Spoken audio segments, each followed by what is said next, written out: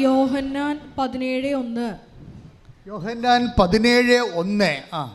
പുത്രൻ അവിടുത്തെ മഹത്വപ്പെടുത്തേണ്ടതിന്, പറഞ്ഞ പുത്രൻ അവിടുത്തെ മഹത്വപ്പെടുത്തേണ്ടതിന്, പുത്രൻ അവിടുത്തെ മഹത്വപ്പെടുത്തേണ്ടതിന് പുത്രനെ അങ്ങ് മഹത്വപ്പെടുത്തണമേ, പുത്രനെ അങ്ങ് മഹത്വപ്പെടുത്തണമേ. Praise the Lord. യോഹന്നാൻ 12 എടുത്ത് സ്തുതിക്കട്ടെ. ഹല്ലേലൂയ. യേശുവേ നന്ദി, യേശുവേ സ്തുതി. Hallelujah, hallelujah, hallelujah, hallelujah, hallelujah, hallelujah. യേശുവേ സ്തുതി. ഹല്ലേലൂയ, ഹല്ലേലൂയ, ആരാധന. Hallelujah, hallelujah. യേശുവേ നന്ദി, ആരാധന, ആരാധന.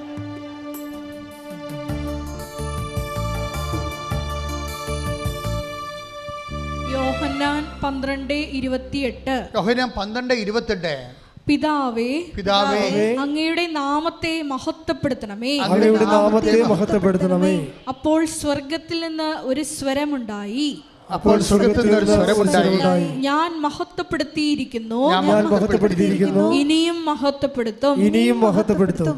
ഇതാണ് സംഭവം. അതായത് ഇതിൻ്റെ ഒരു എന്താണ്, ബൈബിളിൻ്റെ ഒരു സാങ്കേതിക വിദ്യയാണ് ഞാൻ പറയണത്. അത് നമ്മളുടെ മുമ്പിൽ ഉള്ള ഒരു ദൈവമായിട്ടുള്ള ഇൻട്രാക്ഷനിൽ വരുന്നത് നമ്മുടെ മുമ്പിൽ നമുക്ക് ചെയ്യാനുള്ളത് എന്താണ്? നപ്ഷലായിട്ട് നമുക്ക് ചെയ്യാനുള്ളതാണ് പിതാവിൻ്റെ ദൈവത്തിൻ്റെ നാമത്തെ മഹത്വപ്പെടുത്തുകയാണ്. ഈ ദൈവത്തിൻ്റെ നാമത്തെ മഹത്വപ്പെടുത്താൻ ഏറ്റവും കൂടുതൽ പ്രൊവിഷൻസ് ഉള്ളത് എവിടെയാണ്? ഉടമ്പടിയിലാണ്. അതിനകത്ത് പ്രാർത്ഥനയുണ്ട്, പ്രയോഗമുണ്ട്. ഇപ്പം നമ്മൾ സ്റ്റെഫി എന്താ ചെയ്തത്? സ്റ്റെഫിയോട് എന്താ പറഞ്ഞിരിക്കുന്നത്? നിൻ്റെ കുട്ടി എന്ത് പറ്റി? അതിനെ അവൾക്ക് സ്റ്റെഫിക്ക് വയറ്റും മുഴ, പിന്നെ എന്താണ്, ഗർഭസ്ഥ ശിശുവിൻ്റെ തലയുടെ അകത്ത് മുഴ, ഹൃദയത്തിൽ മുഴ. അപ്പോൾ ഒരു അമ്മയുടെ മാനസികാവസ്ഥയൊക്കെ അറിയാമല്ലോ.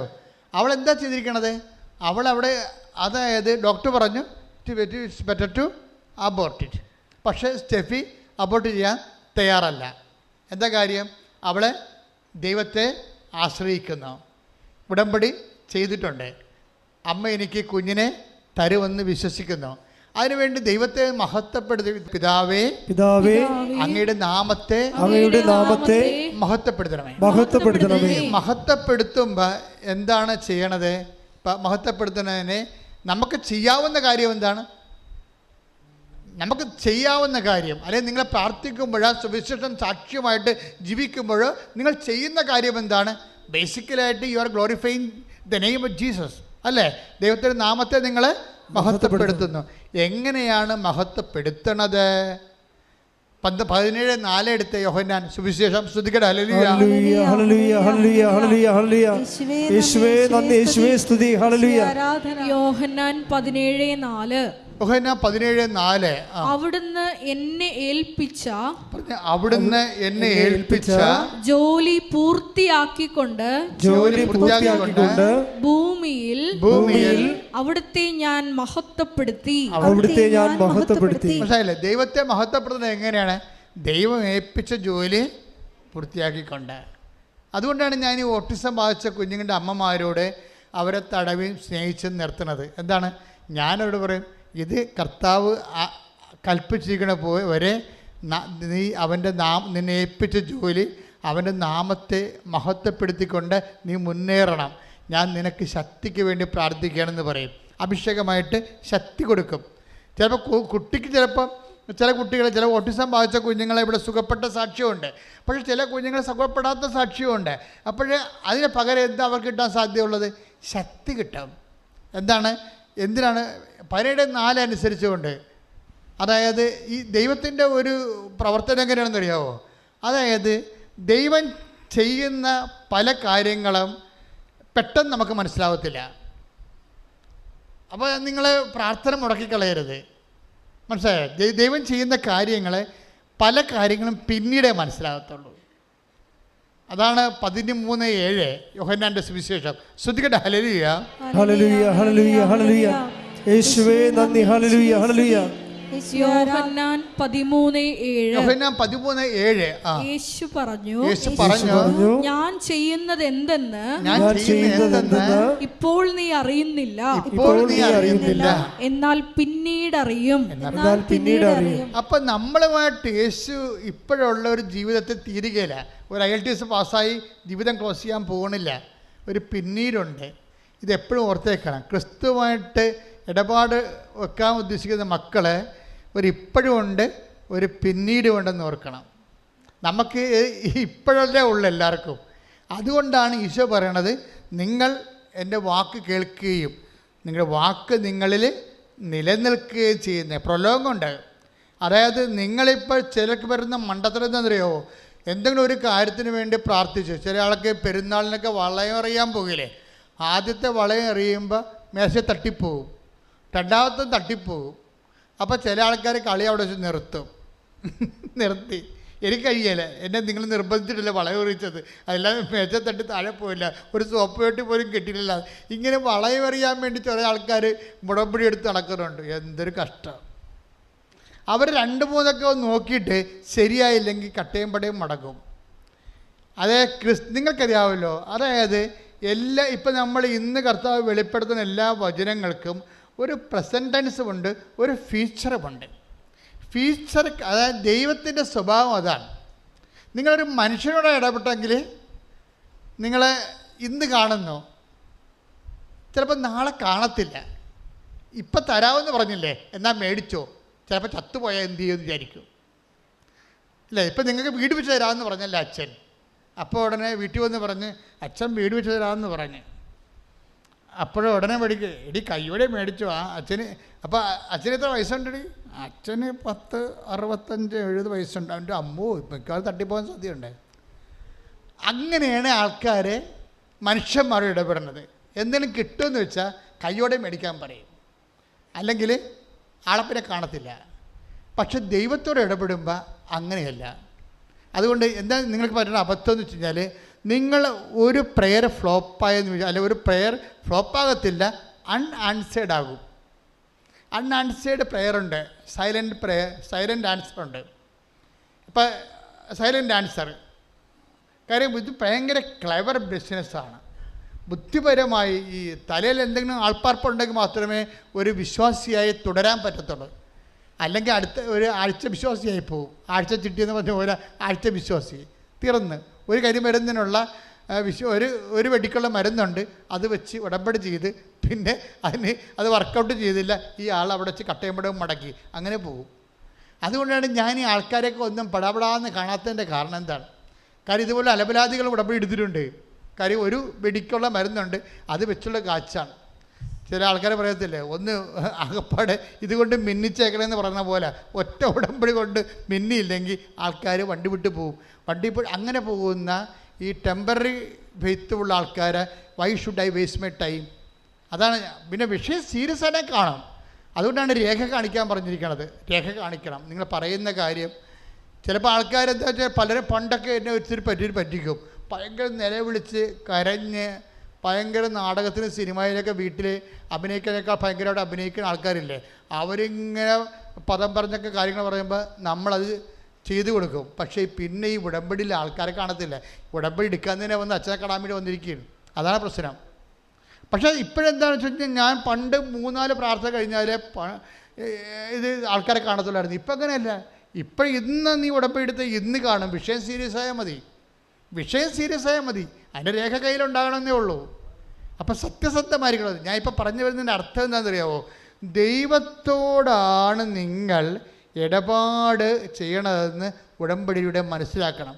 അതുകൊണ്ട് ഇൻ കേസ് എവിടെയെങ്കിലും ഒരു ഫ്ലോപ്പ് ഉണ്ടായാൽ, ഞാൻ അതുകൊണ്ടാണ് സ്റ്റുഡൻസിനോട് പറയേണ്ടത്, മക്കളെ നിങ്ങൾ എൻ്റെ അടുത്ത് പകുതി ആൾക്കാർ ചിലപ്പോൾ തോക്കാൻ സാധ്യതയുണ്ട്. മുഖത്ത് നോക്കി പറയും, അവർ തോക്കത്തില്ലേ? അതല്ല, അതായത് 1-2 പേർ തോറ്റാൽ അവർ പൊട്ടന്മാരാകരുത്. കാര്യം കർത്താവിനൊരു പരിപാടി എന്ന് വെച്ച് കഴിഞ്ഞാൽ, ഈ അയ്യോ പാപി വിശ്വാസികളുണ്ടല്ലോ, അയ്യോ പാപി വെച്ചാൽ അന്നു വേണ്ട ആഹാരത്തിന് വേണ്ടി മാത്രം ദൈവത്തിനെ സമീപിക്കുന്ന ആൾക്കാർ, അവർ വീണു പോകാതിരിക്കാൻ വേണ്ടി ഞാൻ അവർക്ക് ഒരു മുന്നറിവ് കൊടുക്കുന്നതാണ്. ഇൻ കേസ് നിങ്ങളുടെ ഒരു ബ്ലഫ്നെസ് കൊണ്ട്, ബ്ലണ്ടർ കൊണ്ട് നിങ്ങൾക്ക് തോൽവി സംഭവിച്ചാലും നിങ്ങൾ ദൈവത്തെ വിശ്വാസത്തിലെടുക്കണം. നിങ്ങൾ അതിൻ്റെ പേരിൽ പ്രാർത്ഥന മുടക്കുകയോ പരിത്യാഗം മുടക്കുകയോ കാരുണ്യപ്രവൃത്തി മുടക്കുകയോ ഒന്നും ചെയ്യരുത്. കാര്യം എന്താണെന്ന് വെച്ച് കഴിഞ്ഞാൽ, നിങ്ങൾക്ക് കിട്ടിയ അനുഗ്രഹം കിട്ടിയില്ല എന്ന് പറഞ്ഞുകൊണ്ട് നിങ്ങൾ കാരുണ്യപ്രവൃത്തി മുടക്കുകയോ വല്ലതും ചെയ്തു കഴിഞ്ഞാൽ ചിലപ്പോൾ കാരുണ്യപ്രവൃത്തി മുടക്കണ ഒരു ഊണിൻ്റെ കാശ് ചിലപ്പോൾ ലാഭമാകാം, പക്ഷേ 1000 ഊണിൻ്റെ കാശ് നഷ്ടപ്പെടാൻ സാധ്യതയുണ്ട്. എന്താ കാര്യം?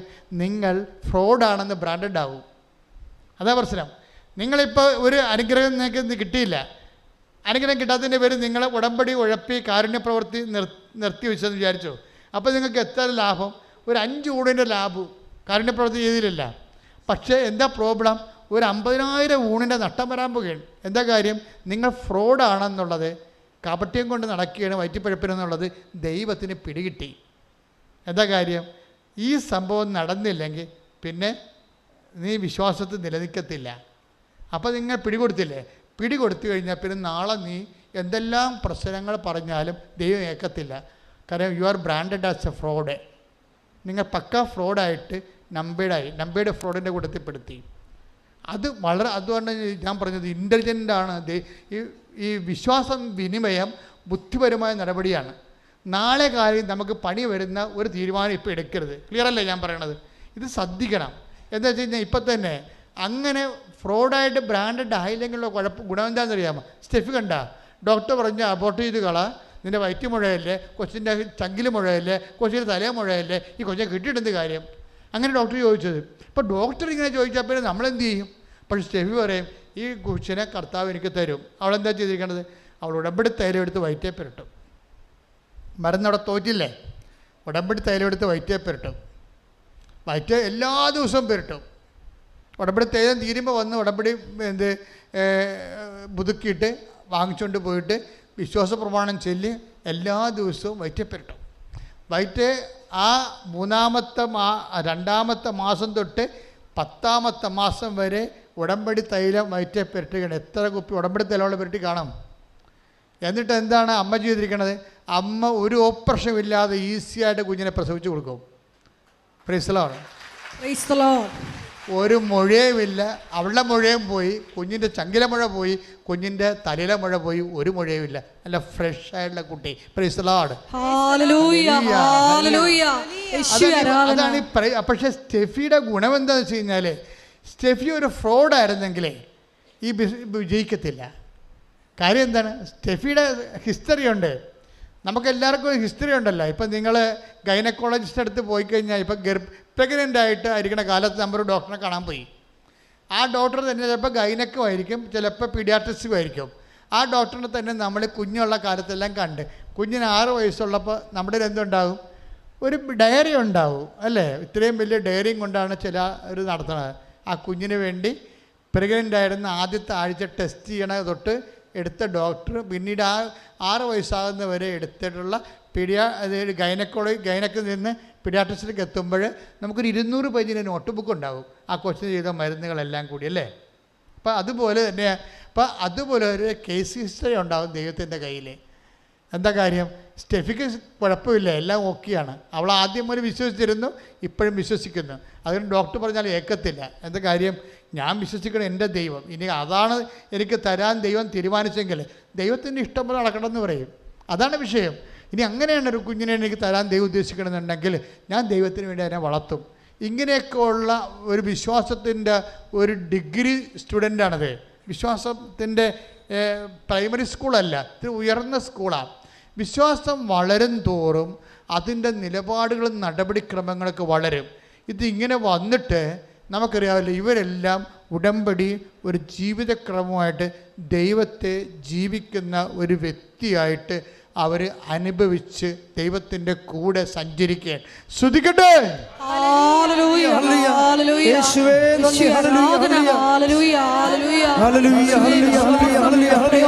വരുത്തുവാനുള്ള വലിയ കൃപ ഈ ആരാധനയിലൂടെ ഞങ്ങൾക്ക് ഓരോരുത്തർക്കും നൽകണമേ. പ്രതിസന്ധി ഘട്ടങ്ങളിൽ വിശ്വാസം പ്രഖ്യാപിക്കുവാൻ ഞങ്ങളെ അഭിഷേകം ചെയ്യണമേ. ഹല്ലേലൂയ.